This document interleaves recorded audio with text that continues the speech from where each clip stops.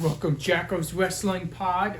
Gearing up for a big next weekend, but we have a lot to get to today.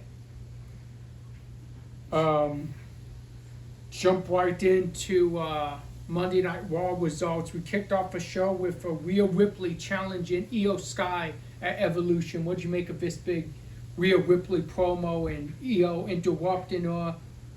Rhea won that title. No, I think it goes like what we were talking about last week on the show, like the Night of Champions match between Rhea and Raquel really did kind of set these stories up, set everything going forward like we thought it would. It kind of came to pass. We said that this match, when we're talking established, Rhea gets a huge win. She should get the world title match. And then Roxanne's been the last week, an ally to Raquel. She should fill in as state champion. We saw both of those come to pass this past Monday night. But no, this setup, and I think really helps. We knew Evolution was happening, but we didn't know really a whole lot about the card just yet. And this week, as we're talking, really comes into tuition. So no, I think that's great. I mean, and that could be the main event. I don't know if we've said a main event yet, but I mean, I remember the match on Raw heading into Mania, how good that match was, and even with Bianca as referee. So it would not surprise me to see them main event Evolution. But no, I think great. We has worked our way back up, and we know what Io's capable of. Yeah, and very interesting that Rhea Ripley latest on Chris Van Vliet's pod said that her favorite just walk-in-ring match of her career, walk-wise, was the WrestleMania with Io Sky and Bianca Belair. So like you said, could be the main event, but something just keep an eye on. The fact that that's Rhea's favorite match, like walk-wise of her whole career. Yeah, and she's had some awesome matches, but that was one of those show stealers of WrestleMania weekend. It was. Up next, we had a big tag title match, and we saw new tag champions. We saw Finn Balor and JD McDonough defeat the New Day. Yeah, I mean, a very awesome back and forth match. I was not expecting a title change myself. Kind of surprised. I mean, there's an odd dynamic. Two heel tag teams, both doing what good to get an advantage, and ended up working in Judgment Day's favor. So it'll be very interesting to see where this goes next. New Day's not going to, go down without wanting a rematch, but very good match. And I mean, at least by my way I was expecting, a kind of shock title change. I didn't see a title change coming. Yeah, I didn't either. I mean, because it's been teased of this, like, Judgment Day, like, friction and breakup, but maybe the plans changed on that with Liv being out, much like the plans for Evolution has changed with Liv being out. So maybe it's the same. Maybe the plans changed where now Finn's going to kind of do what Liv did when Rhea was out, where she kind of took over Judgment Day. Maybe Finn's going to take over Judgment Day now that Liv's out. Yeah, but right now it seems to be, besides, maybe that's what's best for Judgment Day. Looked at firing on all cylinders now, and I'm not saying I'm not saying because Liv got hurt. I don't mean that at all. I mean, from this point of view, there's no clash at leadership. There's just one leader. Finn's calling all the shots. Exactly. And right now, factions draped in gold. Yeah. Well, it's not official that Roxanne Perez is the tag champion. She can be if she wins. Right now, Raquel's a tag champion, but Roxanne is not said to actually be a tag champion until she wins the match. So Raquel has two titles, so to speak. Oh, I didn't know that. But up next, we had a banger, as Sheamus would say, and rightfully fit in, Rusev and Sheamus. Oh man, this was an awesome match. I mean, like you said, banger. There's no other word to describe it. Two veterans, hard-hitting powerhouse, just awesome match, very fun match to watch on Raw. This could have been a pay-per-view match, and by underhanded means, Rusev got the biggest win so far of his comeback. Yeah, and we talked about that too. And I said, when would Rusev get a challenge? You called saying And maybe Sheamus very soon, and it was, and you were right, and they put on one heck of a show still. Yeah, and it's not over yet. Sheamus is not going to let it slide with how Rusev got that victory. So I can't wait to see this rivalry progress and see what the matches we get, because I'm not going to get tired of watching those two kill each other. And this is a very meaningful storyline. As a lot of people says, Rusev back just to be back, and he's just, beating guys he should beat easily. It started off that way, but it's built towards now the Sheamus vein, which, if done correctly, even afterwards, both of them are going to move on to good veins and see Rusev in a more maybe mid-title, if not possible, main title picture before the end of the year. I would like to see a Rusev Gunther match. I'd be down for that. Yeah, that'd be explosive right there. That would. Speaking of Gunther, up next, that's what we saw. We saw Gunther cut huge promo. He was interrupted by CM Punk, by Seth Rollins. We eventually saw LA Knight. I'm just going to leave you at that and let you take it from here. No, just we've seen, like we talked about last week, and even this week, Gunther's been doing a lot of really good promo work heading into this match with Goldberg. He's been, the point he's selling you on, and the point he's sticking with. And then even they showed the video for Goldberg. That was Goldberg. He said at 58 years old, Goldberg's not going to be that explosive. Goldberg's not going to be that guy. You saw him a video that Gunther's going to put him out to pasture. And was essentially what Gunther was saying. And Punk, hey, I have not got the fair title shot. Any of my title matches, just have it went that way. He still has a claim. He may not have get shot at John Cena, but there's nothing saying he can't call next. On Gunther, Rollins again making his claim, but Rollins has the briefcase. He can get whatever he wants, but he's just going to make sure Punk does not get it. Yeah. And then Rollins thought he was slick, thought he got away, but no. We're torn in LA Knight. Jumped him from behind. Pouring popcorn all over him. Yeah. Leading to Saturday night's main event match being made official between LA Knight and Seth Rollins, which I can't wait for. I don't believe they've ever lost one-on-one to my knowledge. Yeah, that should be a good. That could. We talk about show stillers. That could very well still be a show for Saturday night's main event. Yeah, exactly. And thing too with these two, does it move past that? Could this possibly be leading up to a SummerSlam match too between two huge profile stars?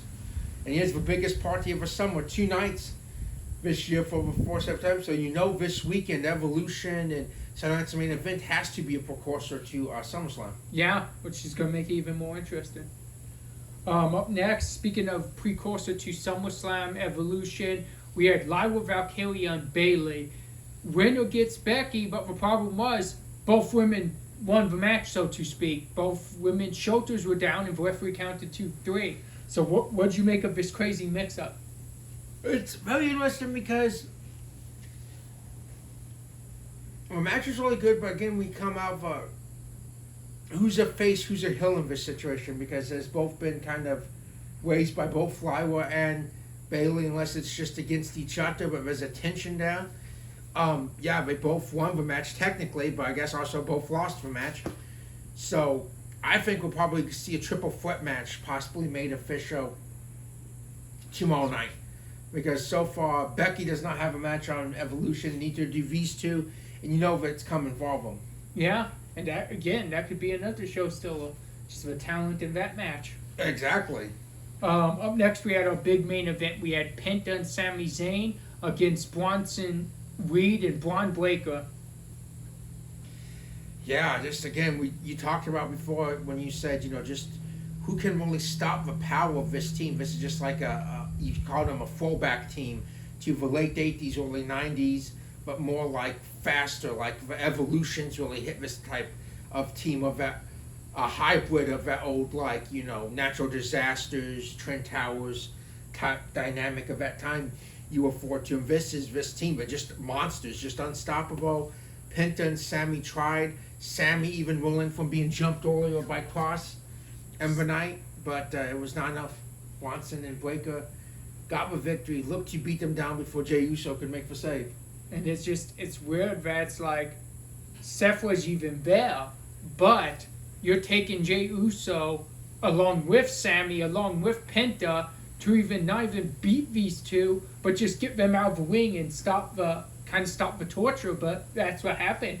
You take 3 men to stop them from beating on you some more, and that's just crazy to think about, because who really can stop 2 guys can really stop those 2?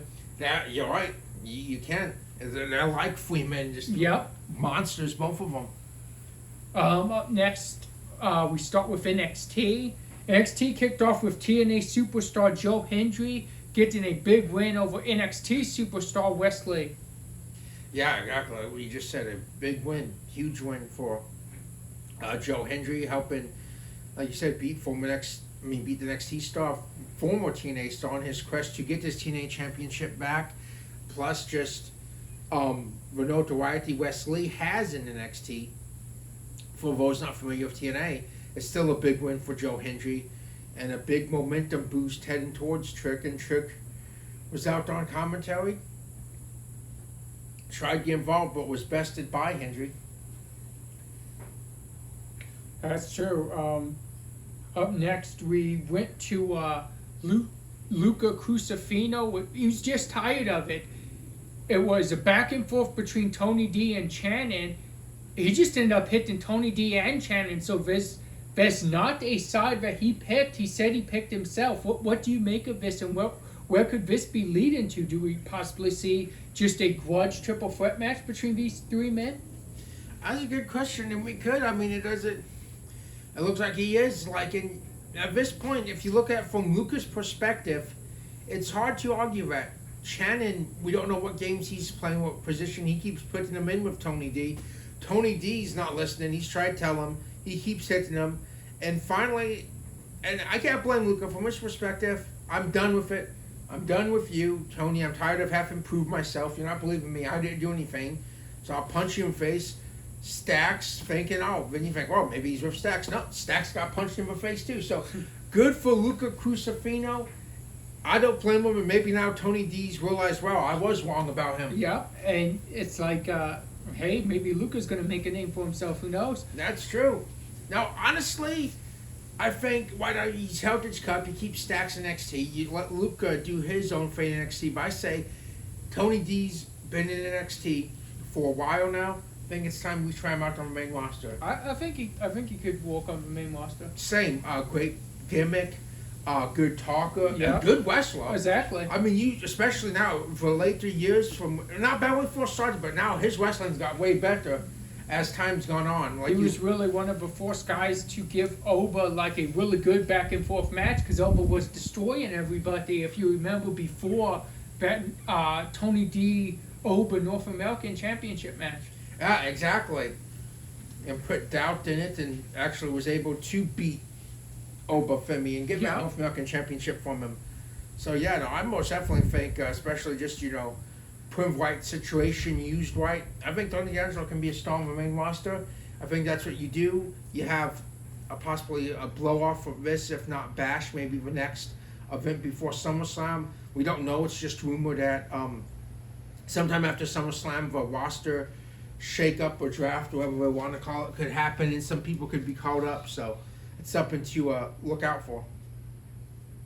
Next, we have another 2 future stars in NXT, I believe. We had Miles Bourne against Lexis King, and this was a really good back and forth match. Yeah, it was. As we continue to see Miles Bourne, kind of establish himself as a singles competitor after the match with Oba a while back at Battleground, and now you've seen, now this one for Lexis King.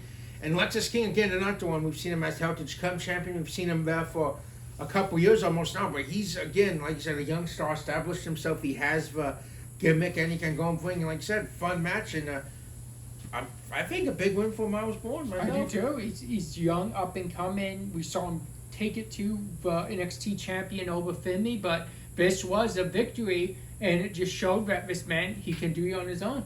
Exactly. And just to point out, I thought his new entrance music's really cool and really jamming, awesome, kind of ruthless aggression I would kind of feel to it. Yeah. Up next, we saw Lainey pick up the biggest win in her young career, speaking of, when she got the big win over Thea Hell.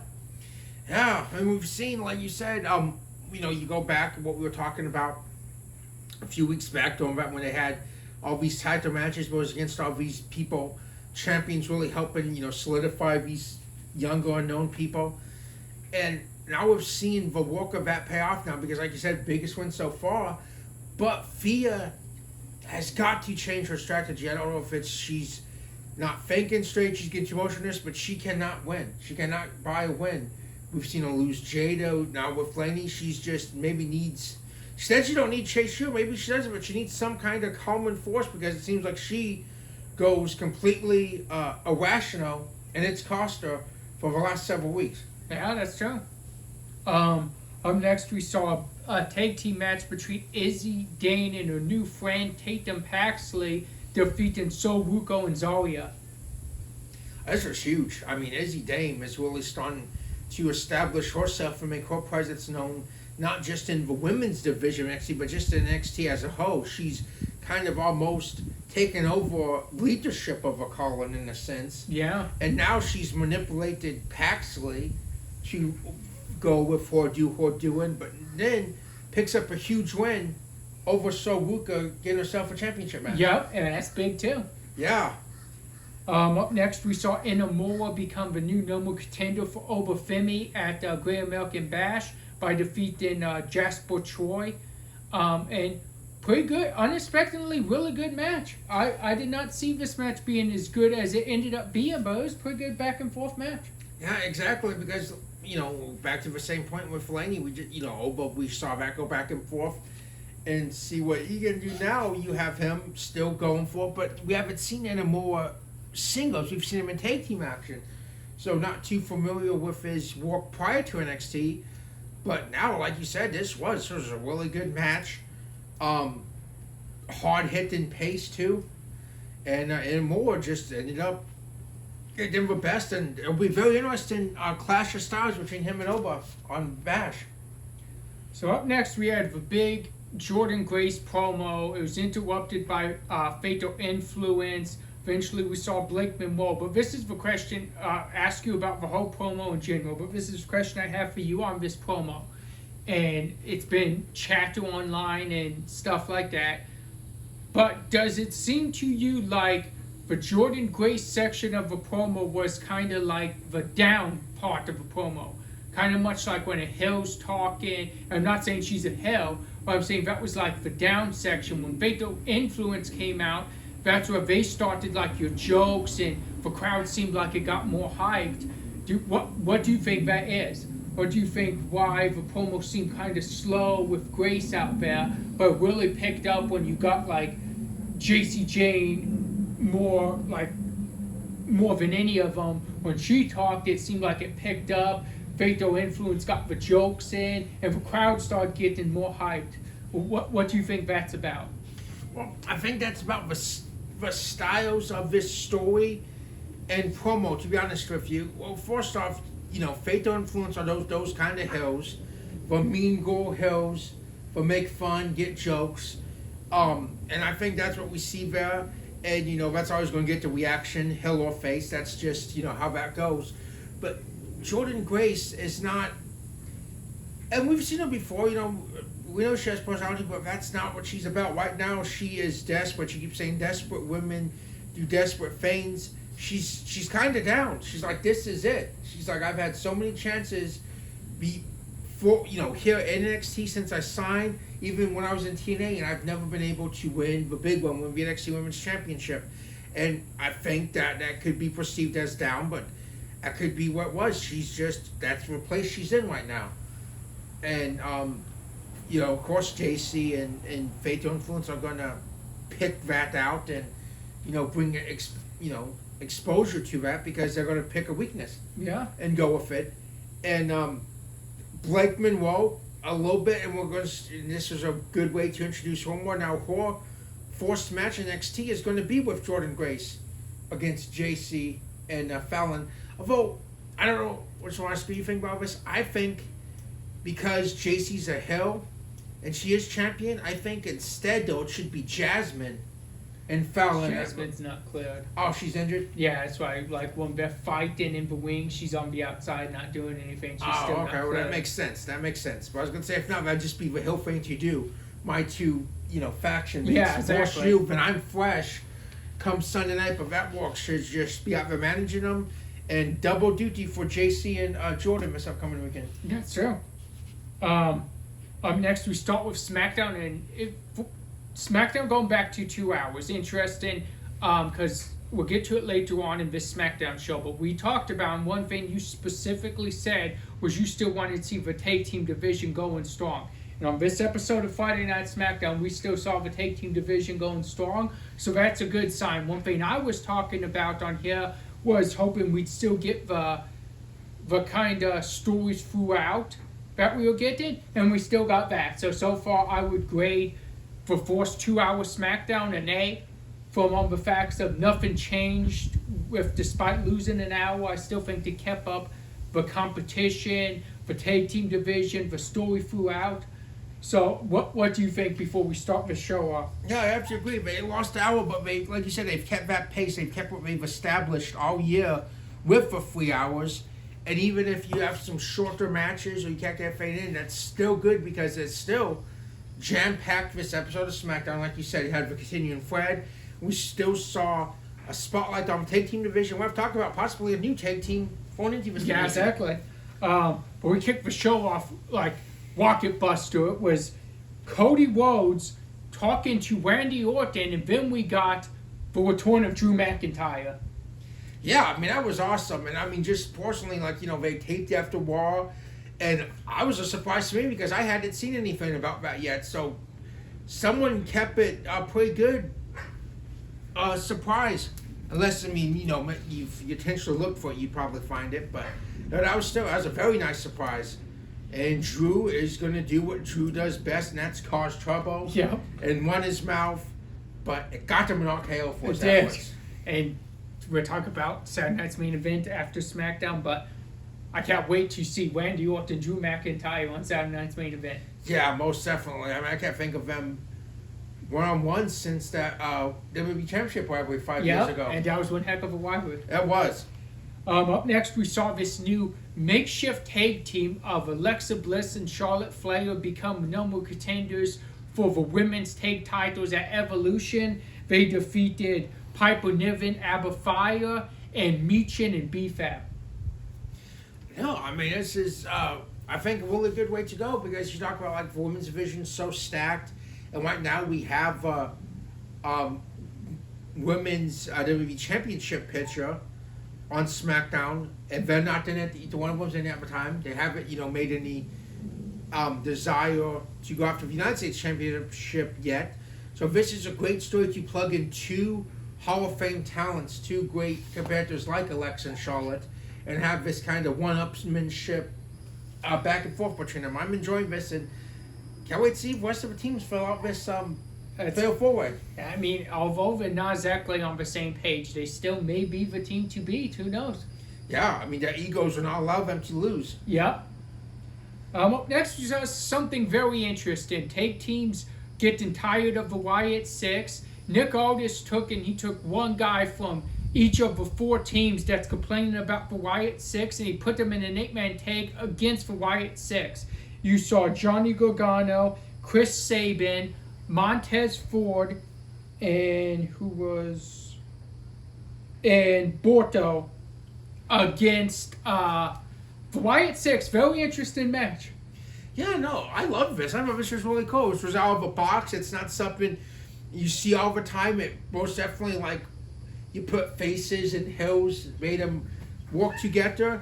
And of course, Johnny would be the one to screw him over. And yes, Johnny did. Johnny saw Big Red, Eric Rowan, behind Sabin, and left Sabin hanging to his eventual doom at the hands of Wyatt Six. And Johnny was the man that, him and Ciampa was the men that ran their mouths campaigning for this, and then he ducks out. Yep. Very heel thing to do. Most definitely keeps heat on DIY because the guns especially going to kill him. Oh, yeah, exactly. But no, that was very cool. Huge win for Wyatt. Yeah. Up next, we saw Jacob Fatu at Pantu earlier on the day. He jumped solo in he said it's not the bloodline. He said it's his own group. But we saw him jump all of them except for Tala, because we did see Tala, but we saw him jump Tongaloa, JC Mateo, solo. when they were getting out of the vehicle. What'd you make of that? And can Jacob Fatu take down these 4 men? By himself, no. As great as Jacob Fatu is, you still need help. We saw him, line with Jimmy, as get in where you fit in, as Jacob says it. But yeah, Solo said MFT's My Family Tree. I guess somehow that's the new name of this faction. Which is good. You take a different thing because Bloodline, Roman's not rivaling it. That's a different thing. Change it, make it different. But another thing, I want to ask you this because this is what people were talking about online and stuff. And sources, he said, my team's complete, my family. So what's that mean about Tama? Does that mean he's just not saying that or wait until he comes back from injury? Or is Tama not going to be a part of it when he comes back? Wow, that'd be interesting. That'd be interesting if maybe somehow Jacob could turn this on them since he is saying it's complete, and maybe Jacob somehow. I mean, if you remember, it was like when Tonga went out, it was Jacob and Tama teaming up constantly. Yeah. So if you think about it, maybe they built that strong relationship, that strong bond that maybe will lead to him helping Jimmy and Jacob. It'll be interesting to see. Try even the numbers a little bit. Oh, that's interesting. A very interesting catch. Yeah, that's I was reading that article. That's why I was very interested. About something we should discuss on here because I'm pretty sure anyone else might think that's a very interesting omission, whether on purpose or not. Yeah. Up next, we saw Tiffany Stratton. She was interrupted by Jade Cargill when she was going to announce her Evolution opponent because, of course, the winner of that will go on to SummerSlam, barring Naomi possibly cashing in. But then Stratton would announce WWE Hall of Famer Trish Stratus as her opponent for Evolution. Yeah, and just how awesome is that? I mean, Trish just continues to just keep going. It seemed like she ever ages wrestling-wise. Anytime she's going to come back, have great matches like she's never missed. Like she's never not, been in the ring continuously. And she helped Stratton on road to WrestleMania. And now she's forcing for a chance to have a championship she's never had and have her first gold since 2006. Yeah. Almost 20 years. Up next, we saw most definitely Show Still and Tag Team match. And it led to Wave Phoenix telling Andrade maybe we should throw our hat in the tag title conversation. But we saw Wave Phoenix and Andrade beat Fraxium, surprisingly. Yeah, exactly. It's huge. And it's like, can we see this? Like, we talk about how stacked the SmackDown tag division is, and then you just had 2 good singles wrestlers on SmackDown. But, as we know, Wave Phoenix has a history in tag team wrestling with his brother. But instead of his brother, it's Andrade, who they gel very well together.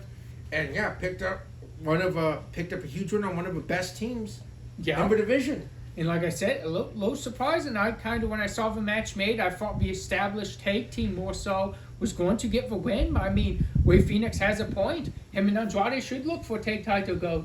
They should. And just think about again, another team in this already rich tag team roster. This makes SmackDown the destination for tag team wrestling in the WWE right now. Yep. Imagine if you would see like Wave Phoenix and Andrade against Loomis and Gacy. Yeah. That could be a number contenders match right there. Could be, most definitely.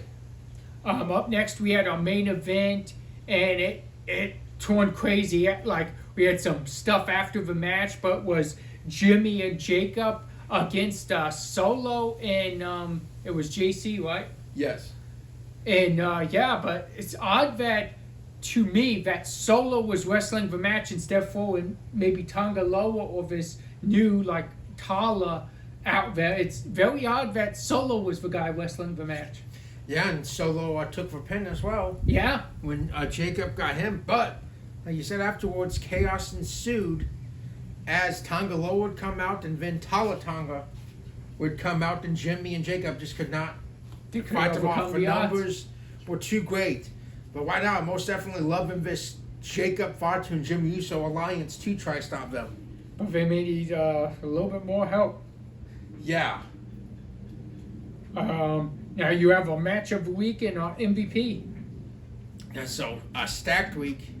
So we have to look to Raw, and we have to grab that Sheamus Rusev match. We have to grab the tag team match, main event between Penta, Sammy against Bronson and Braun Breaker. We also want to grab the tag title match too between the Judgment Day and New Day. On NXT, we have to grab Miles Bourne, Lexis King. Ooh, like it. Like you were foreign to. And Joe Hendry and Wesley, which something we forgot to mention as we were talking about this, which helped make sense towards Slammiversary. Mike Santana would prove an assistance to Joe Hendry fighting off Wesley's guys. And then we have to grab Tatum and Izzy against Zelia and Saruka. Now on SmackDown, we have to go for triple threat women's number contender tag team match. We're going to have to go with the Rey Fenix Andrade against Fraxium. We have to go for main event tag team of Solo Mateo against Jacob and Jimmy. We also have to go for Wyatt, 8-man against the mixed with the tag teams. A lot of great action this week. Very tough to pick one. I had narrowed down, and we have to go with Rusev and Sheamus, just showing that everyone may have forgotten how good these two really are. Yeah. Two, like we said, hard-hitting veterans, and like you said, just an absolute banger. And now for MVP, I think that we're going to have to go with we're going to have to go with two of them. We're going to have to go with Braun Breaker and Bronson Reed. Just for, like you said, just showing just how powerful these two men are. It took 3 men to not even stop them, just keep them at bay. And just like, not only have they helped establish Rollins as a top heel, as a top force, but establishing themselves along the way. And that's why I most definitely think co-MVP to the team of Braun Breaker and Bronson Reed. Ooh, I like it. I think you did great there. Thank you. For our fallback match of Saturday night's main event coming up this upcoming Saturday, we're going to take you all the way back to 2006 Saturday night's main event. March 18th, 2006. You can find it on Peacock if you have it, I'm sure. We're going to go something that was kind of unprecedented at the time. You had your 2 WrestleMania main events in a tag team match together from Raw and from SmackDown in the opener of that Saturday night's main event. And there was chaos, which you'd expect. But it was one heck of a match. It was Randy Orton, Rey Mysterio, and Kurt Angle against Triple H and John Cena. Yeah, that was awesome. I remember watching that as a kid and thinking, wow, this is really cool. What we're doing is with star power. Like you said, both WrestleMania main events from opposing brands, shows, had to put the differences aside to voice the other ones. Yep. Now we're going to get into our predictions for these upcoming 3 shows this upcoming weekend now. There's only 3 matches on each Great American Bash and Saturday night's main event, but hey, we'll give our predictions on them. We'll start off with Great American Bash, and I will ask you Soruko Izzy Dane Women's North American Championship match. Right now, I have to go for Izzy Dane. I think all the momentum's in her corner. I think Tatum Paxley could be an X factor in this match. Since she's on the fence, but I think right now she mostly has she's mostly controlled by Izzy Dane. So I think new champion. I think we see the continued ascension of Izzy Dane. Ooh, okay, interesting. I'm going Soruko. I think she by this point they're going to figure out how to neutralize. It's not as much of a distraction now because Tatum Paxley, as you said, is being brainwashed. So I think with Zaria's help, she's going to figure out how to neutralize that, and I think she'll retain a North American Championship. Next up, we have Jordan Grace and Blake Monroe against JC Jane and Fallon Henley of Fatal Influence, and let's not forget Jasmine Nix will be on the outside. This is tough, but I think Jordan and Blake will pick this one up, especially if it being Blake's debut match for NXT. I think Fallon will probably take for pin, and it'll still set up for JC and Jordan for next night. Okay, I like it. I'm going to agree with you. I'm going to go Blake and Jordan too. Next up, we have Varula Obafemi defending his NXT championship against Inamura. Inamura's been on the roll as of late, and he's done great, but I don't think he'll be able to stop Varula. Just right now, hard for me to picture anyone doing so at the moment, so I have to go with Obafemi. I like it. I'm going to agree, and I'm going to go Varula as well. Now we jump to Saturday night's main event, where we have LA Knight Seth Rollins. This is tough. I think Breakker and Bronson will make their presence known, and I think by underhanded means, Rollins will get a victory, possibly leading up to something for SummerSlam. Okay, I like that. Dang, this is tough, like you said. But I'm gonna go with Seth Rollins as well. I think he has the numbers on his side, and I don't know. I don't think LA Knight has enough people that likes him to really even the odds. Yeah, he's kind of a loner. Yep. Next up, we have Randy Orton, Drew McIntyre. This is tough. I know Drew just came back, but I think Randy's going to get him. I think Randy's due for a pay-per-view win. Okay. We've seen him lose his last two to John Cena and Cody Rhodes. I think Randy picks up a victory over Drew McIntyre. I'm going to go Drew on this one. We're going to go the opposite way. I think the Scottish Psychopath's returning. I think he's going to make his presence felt. And possibly maybe if Cody beats John Cena at SummerSlam, maybe Cody's next opponent. That would be huge. There's a history there, especially for anyone that remembers the Dashing One's short-lived tag team. Yep. And now the matchup he's waiting for on Saturday night's main event, Gunther Goldberg. I think it's going to be fun. But I think Gunther keeps the title in what will be Goldberg's last match. I think it'll be explosive. But I think in the end, Gunther is going to keep the championship. I'm going to agree with you. I'm going to go Gunther as well, because I just, like Michael Cole said, I mean, there's a chance he wins, but what would be next when he's saying this is his last match? I think I'm going to go with you, and I'm going to say Gunther. We'll see very vintage Goldberg, but I think in the end, Gunther will be too strong, but he'll have a great send-off in his hometown. Yeah. Up next, we have Evolution card. And let's kick off with the NXT Women's Championship match. You spoke on it a little bit. Let's go Jordynne Grace, JC Jane, NXT Championship. I think Jordynne Grace finally gets her moment. I think she finally wins the big one in WWE against JC Jane at Evolution. Okay. I'm going to go Jordynne Grace as well. Do think it's a big show, and like you said, she's talked about not doing it yet and kind of getting down. I think you're right. I think it's a big moment. Next up, do you think it's one of the mystery tag teams, or is it Raquel, Roxanne, or Charlotte the Bliss? Just say if you could predict, and you would know who these tag teams are. Is there another tag team you could see currently on any brand, NXT or Raw, that could beat any of the two tag teams all the way in it? That's an extremely tough question. Like you said, you have to wait and see. But right now, going by who's on there, I have to go with Charlotte and Bliss. Unorthodox, but again, two great singles competitors, Hall of Famers, and I just don't think their egos would allow them to lose. I think they do their best even to walk together, not liking one another just to win. Okay. I'm going to say this, that Finn Balor has a plan, and no matter who's in it, just to make sure it screws over Liv, because Raquel winning with Roxanne would kind of screw over Liv, and I think that's what Finn's trying to do. I'm going to go Raquel and Roxanne. Or so you're thinking maybe even Prince makes the interference Yeah, himself if exactly. necessary. I would quit past him. Up next, just from anyone that's not on the card, imagine they could be in this Battle Royal. Who's your only favorite to win this Battle Royal? They get a title match at Clash in Paris.